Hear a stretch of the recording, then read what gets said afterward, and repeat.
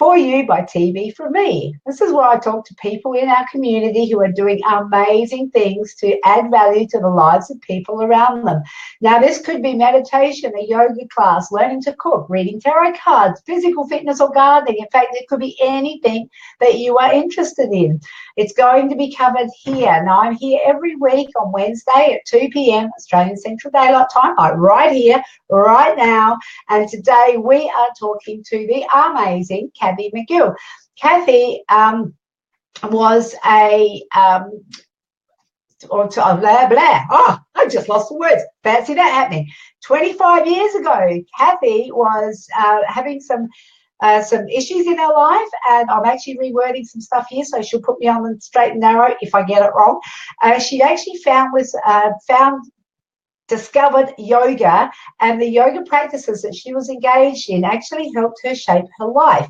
She had actually, since then, she has invested 21 years in teaching yoga and 25 years learning as much wisdom as she can to continue to free herself of any unnecessary suffering that had imploded her life from an early age. She also helps I know, I'm just looking at the wording here. She might have to correct me on this, because it's whether she helps teens with PTSD or whether she suffered that from herself with PTSD. We'll have to check when I bring her on the screen, on the broadcast. She also, the early days, she worked as a myofascial, just nod at me, Cathie, if I can pronounce that correctly. Actually, no, I didn't. Okay, we got a lot of talking to do.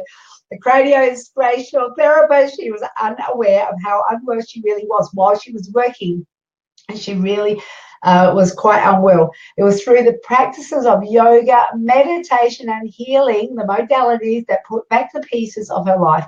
If this sounds familiar to you, you will be interested in joining us with our live broadcast today. Welcome to Cathie. Let me just bring you in on the screen. Lots of moving parts here. Hello, Cathie. Hey, how are you going? I'm good. Oh my God, I'm losing. You did a good job. I'm stumbling over my words. It's like that's good. You're doing really well. Check this out. April, my friend April Roger from the Net Friending Movement, Myofascial. Is that correct? Myofascial. That's it. You got it. And so thank you, April. April is a net friend. She actually taught us about the net friending movement. It's like networking, but friends first, relationships, connections first, and then business second. So, April, thank you for joining us. If you have any questions, if you have any comments you'd like to make, pop them in the comments below. Please remember to share, because I'm sure what Cathie has to share with us today is absolutely going to be relevant to everybody at some point in time. Cathie, can you correct me where I went wrong? You did a really good job. It was.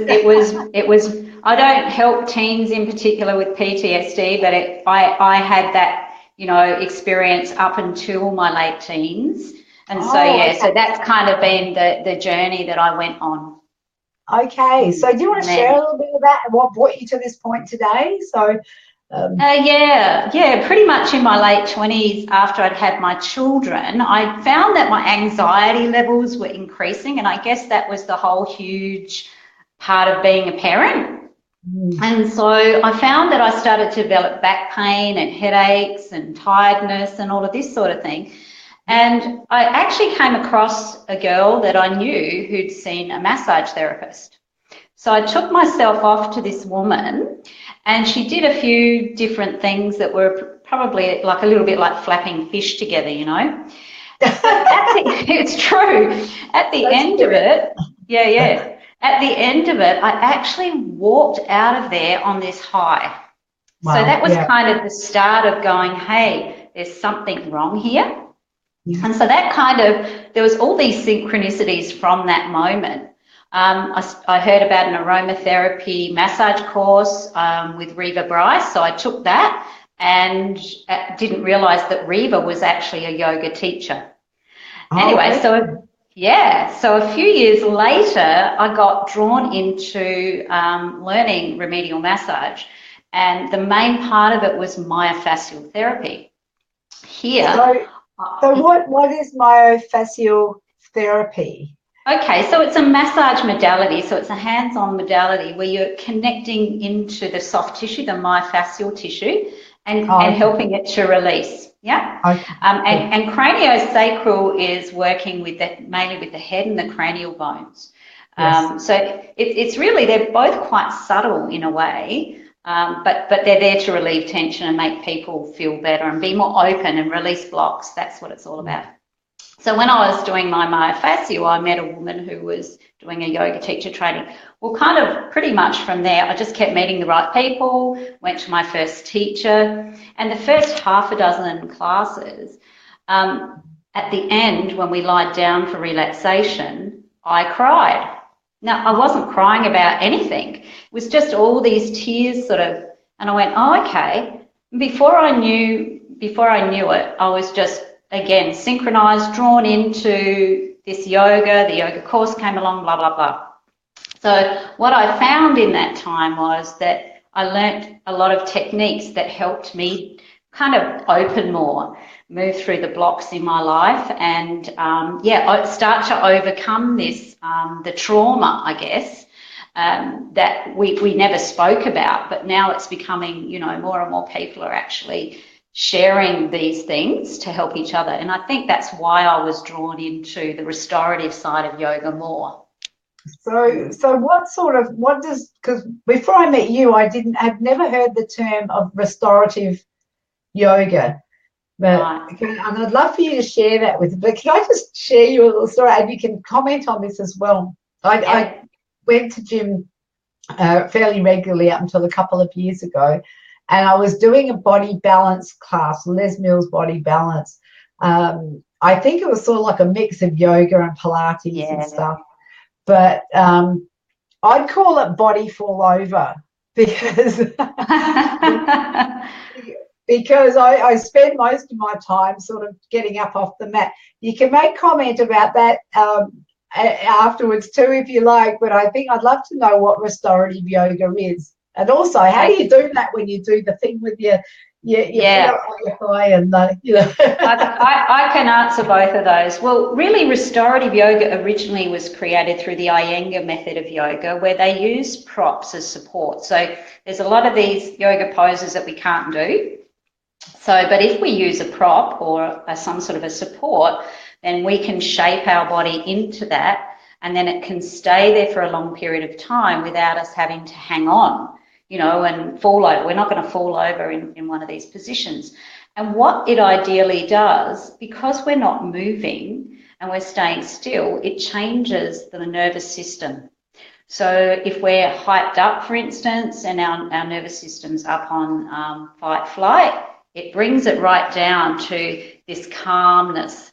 And I think that that's kind of what we're all looking for, really, is to be in this balance where everything's in balance. Because when it is in balance, and this is kind of what you're talking, when your life isn't in balance, you fall over, you run into the wrong people, you know, things happen. But when your life's in balance, then you're more grounded.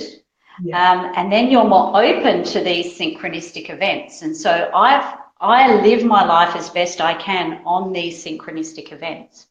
Now, being grounded is probably the first thing that we all have to learn. And so restorative yoga teaches you how to be grounded, really. That's kind of the essence of it, is for you to come back into your body, feel your body, and reconnect to your body. And once you're in there, then everything else kind of works its way out. So the blocks work their way out and the wisdom comes in. So when you talk about blocks, Cathie, is that those blocks are they physical, muscular, energetic, all of the above? What sort of things do you mean by when you talk about blocks? Yeah, you're absolutely right. So it's a combination, and that's why I love the way I teach restorative, because I don't just work with the body. So if we can get our body that's tense to feel a little bit more relaxed, our mind, which is constantly switched on, it's always, you know, we're thinking about what's coming, thinking about what's going, then we can start to, because our body's settled, we're not getting dragged or distracted, our mind, we can start to notice our mind. And once we give our mind some attention, it's actually not trying to get our attention as much. So we're kind of then working with the mind through what I call our observing self. So we know we've got a body, so we can do some yoga practices to get rid of that tension, or have a massage. Like, there's many ways to restore. It's not just restorative yoga. So we can do that. And then we can perhaps learn to breathe better to settle our emotions. Because when our breathing's in balance, then we've got that opportunity to be more grounded, you know, sort of together. And then we might work, as we work more and more with this restorative, we open more to other possibilities of who we might be. Because really one of the underlying reasons we get sick, or we have resistance, or anxiety and depression, is because we've forgotten who we are. Yes, yes. That's probably one of the biggest things. I was only talking to the lovely Linda Elmsley about that today, and, you know, saying that we are so conditioned by society and by, you know, different, we actually lose touch and we lose sight of who we are. Yeah.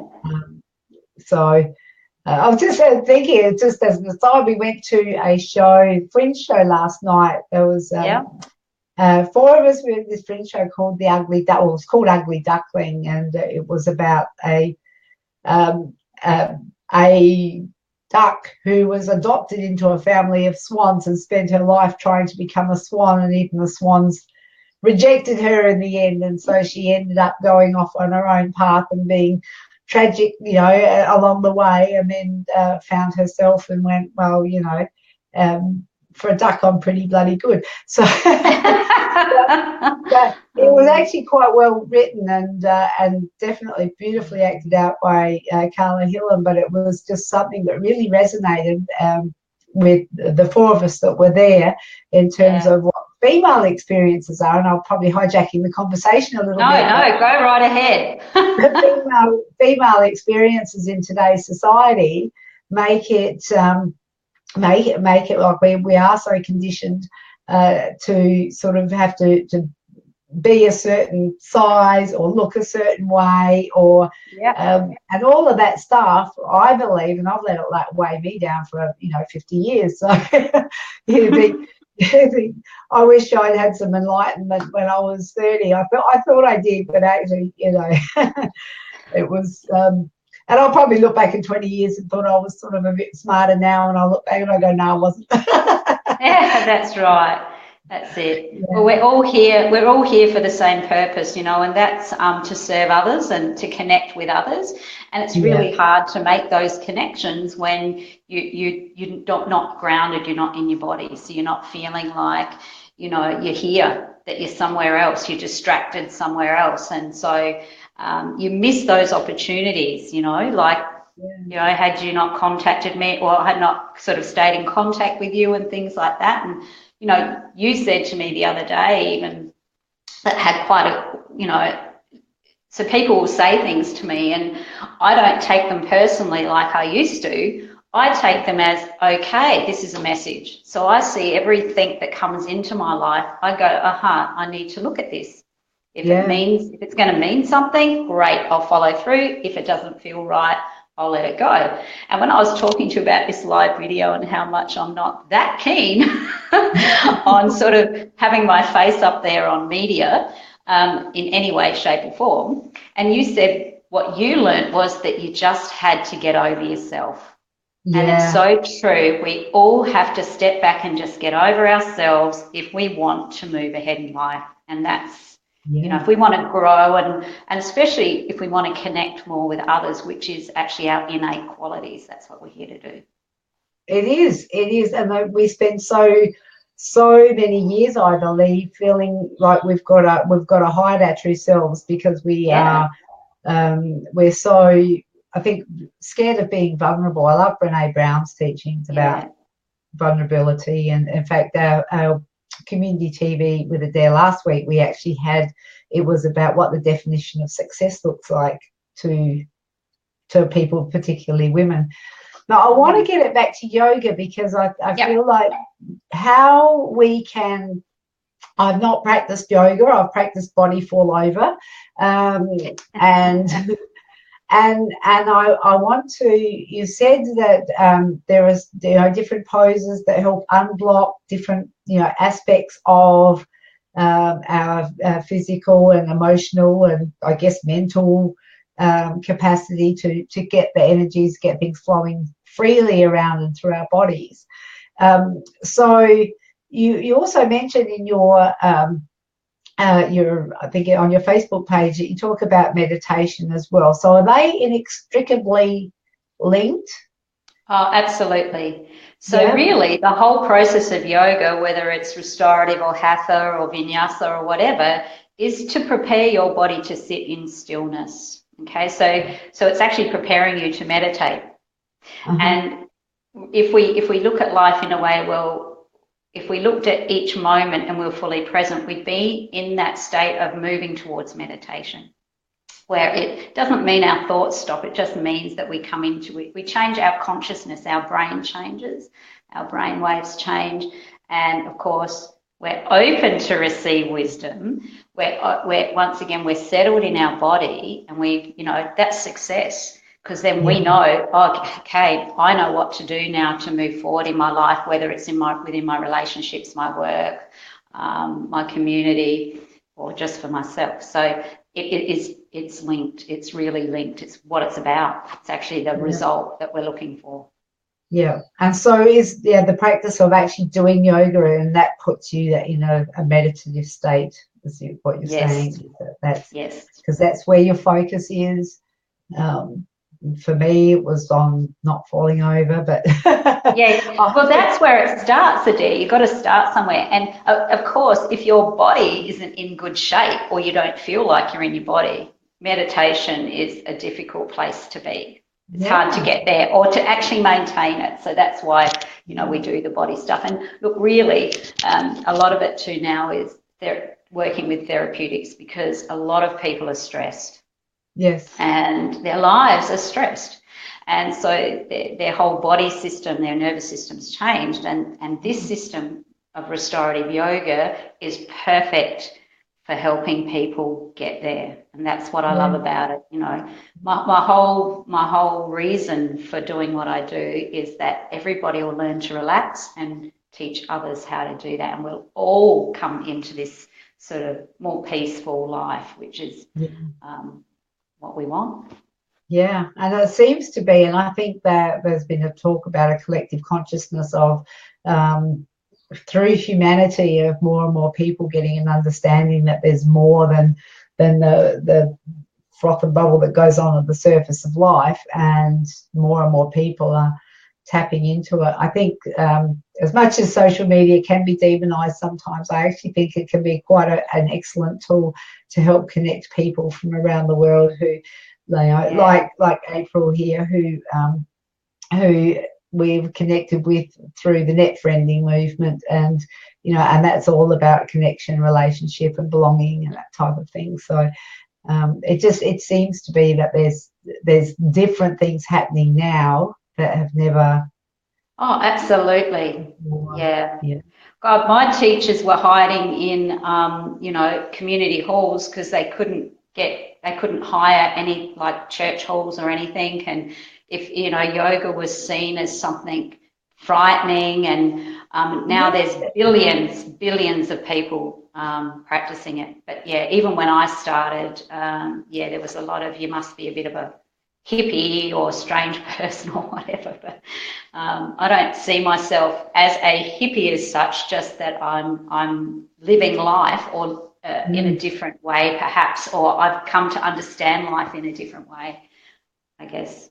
So yoga would be, because I know you've done a significant amount of study. It's been a lifelong process for you to be continually learning and continually refining, and I know that you're now keen to teach others to teach others. Absolutely. So it is, from what I'm hearing, and like I have to tell you, honestly, I know very little about yoga, but I think I've actually exposed my ignorance early on in our conversation. I'm happy to learn because I believe that from what I'm hearing you say, that it is like an alternative therapy type, or it is an alternative therapy. So when I talk, or an alternative healing modality. So I'm hoping that what we call now alternative healing could become mainstream healing.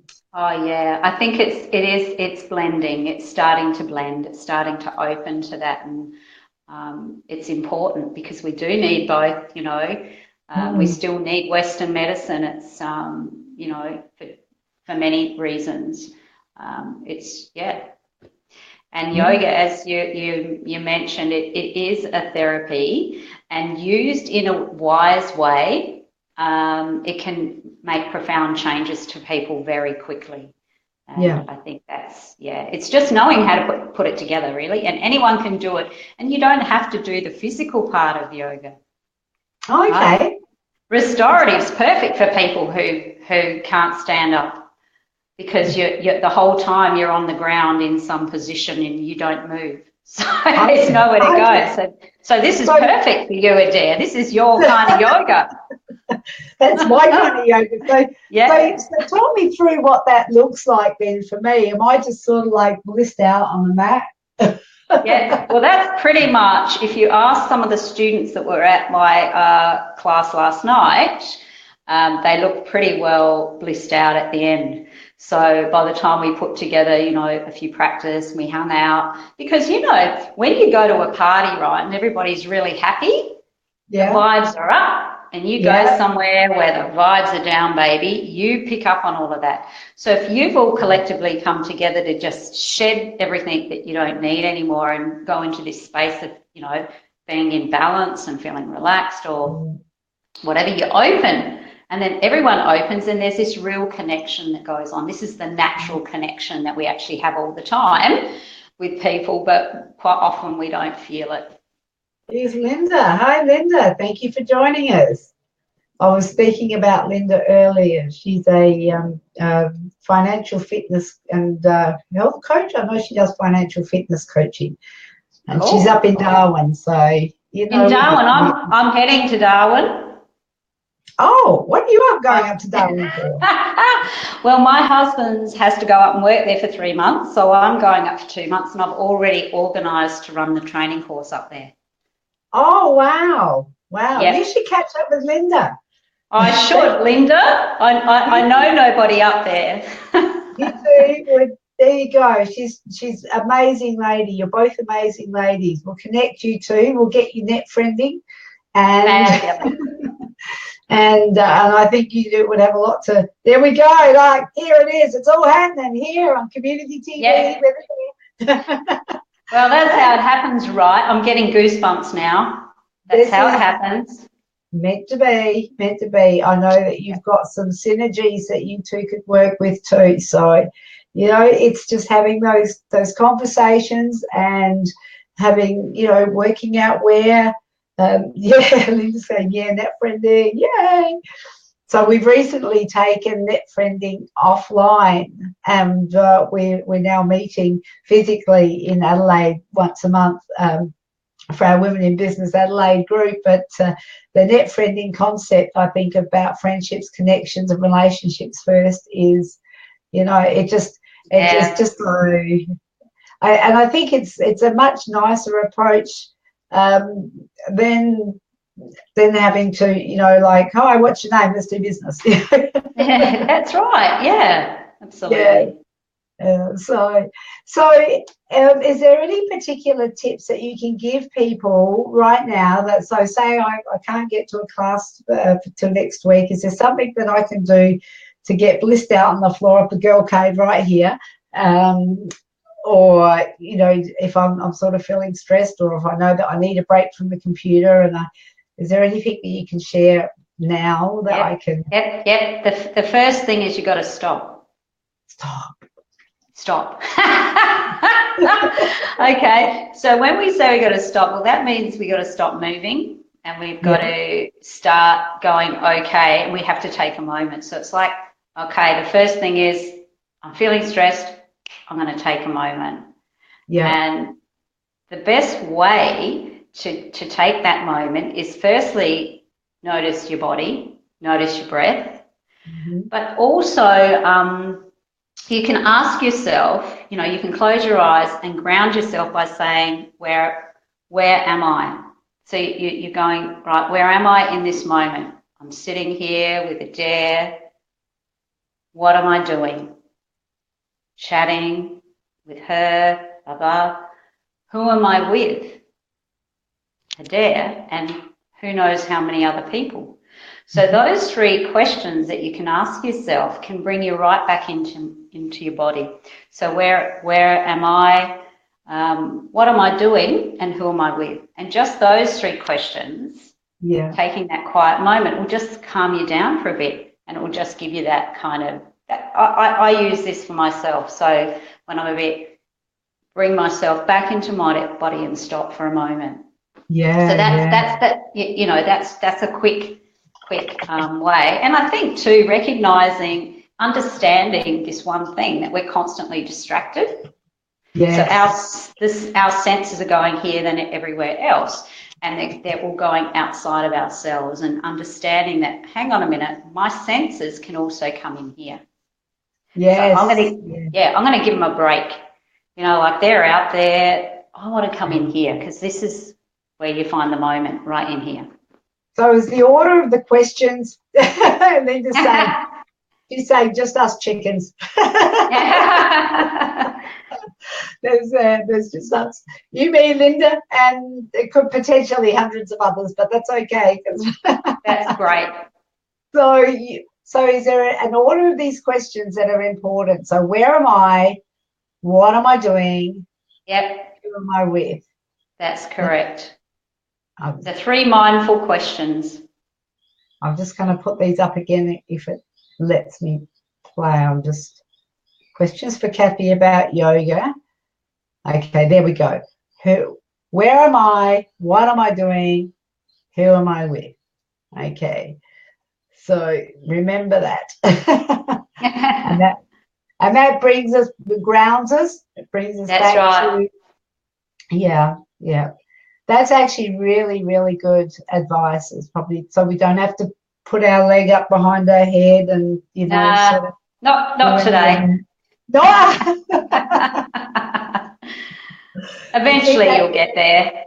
We'll keep that for next time. So yeah. So is there any like with the restorative yoga, you're saying it's all around, you know, sort of being present and breathing and just doing particular moves? Is there anything that's more beneficial for a particular, like if you're feeling anxious, is it beneficial to lay down or to stand up or to? Yep. Okay, there are a number of things that will reduce your stress and calm you down a lot quicker, and one of them is the famous Great Rejuvenator, which is where you lie on your back next to a wall or a chair and you put your legs up. Okay, so this position in itself will calm you down fairly quickly, and it's because you're inverting your body. So in any yoga practice, when you invert your body, your physical body, it starts to slow down the heart rate. So, you know, when we're walking around, the heart's pumping blood upstream, in a sense, you know, it's having to pump it back up, and so it takes a lot of energy.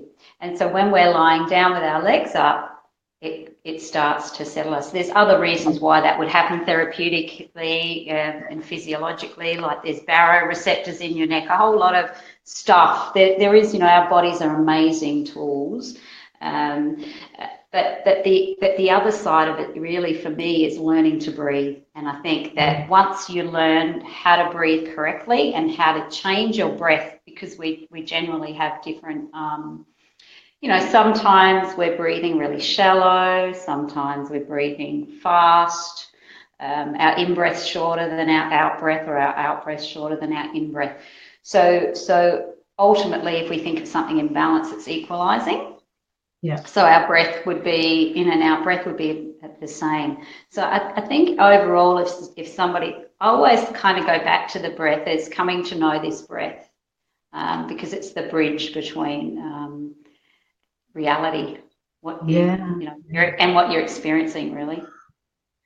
So when you do breathing, is it just being focused on your breathing, or is it just breathing in for 4 and then out for 4, or is there? Okay, Adaire, there's many different breath practices. The very first thing to learn is the centering breath, and that is simply watching your breath. And it's watching your breath come in through your nostrils, following it where it heads to the lungs and where it comes out. That's the first practice. And once you've mastered the understanding of just following with your breath, then we can change the breath. So for somebody who is quite anxious or is anxiety or stressed, hyped up, stressed, then what you'll find is you'll take more inhalation or more oxygen, but you won't breathe out a lot. So what happens is when we breathe in, our heart rate rises, and when we breathe out, our heart rate drops. So if our heart rate's sort of, so when our heart rate's like a motor going, and it's revving up, the way we can bring it down is through the out breath. So we can do counting, and counting is important because it uses our mind, it uses the mental. And when we use the mental plane, it brings us into the present moment. Okay, so we need the mind to bring us into the present moment. So we might count in. How I teach now, it's not how I always talk, but I found it's really helpful, is to breathe in and count how many times, count how long it takes you to breathe in. So it might take you 3 counts, and then just add on a couple of extra counts as you breathe out.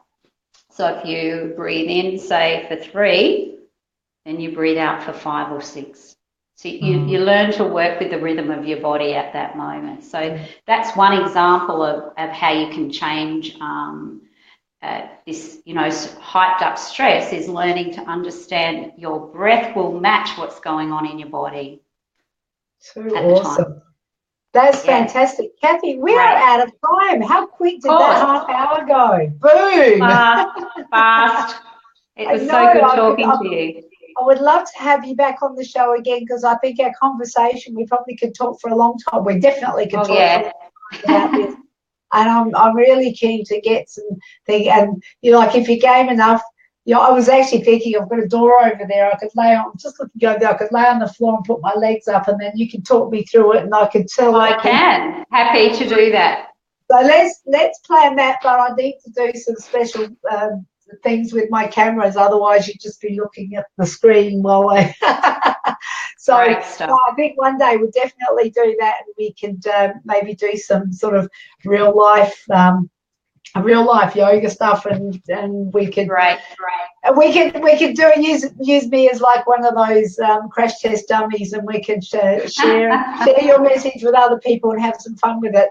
At the same time, Linda is saying, thanks, ladies. We could do a longer session when you're in Darwin. Oh yeah. Sure will, Linda. You two catch up. PM me. Okay. You two catch up, and then I'll have you both on the show when you're up in Darwin. How's that? Yeah. Great, mate. Great, mate. Exciting stuff. Yay. All right. Now, Cathie, I've put the link to your page up here. It's called Spirit of Yoga. If anybody wants to check out what Cathie's doing, she has got yoga sessions regularly in Norwood. Norwood. You started with an N. There's all the details on the page about where you can contact Cathie. Send her a message and say, when's your next session, what's happening, and Cathie will get back to you and let you know how you can tap into the yoga classes and whatever else is happening, because I'm sure there's lots. Which is mainly the restorative training at the moment. Okay, beautiful. All right, I'll just drop you out for a moment. Please don't go anywhere. I'll just close the show, then I'll touch base with you again. Thank you, Cathie. That was Cathie McGill from Spirit of Yoga, talking about restorative yoga and encouraging me to put my legs up like this. I'm going to go to the table, chair, door. I'll get it right. Over there. I'm going to go after this, and I'm just going to spend 5 minutes on my back with my feet up against the door. Thank you very much for joining me for Community TV with Adaire on mytimetv.live. We're here every Wednesday at 2 p.m. Australian Central Daylight Time, and look forward to seeing you again next week. Have a lovely week, everybody. Bye for now.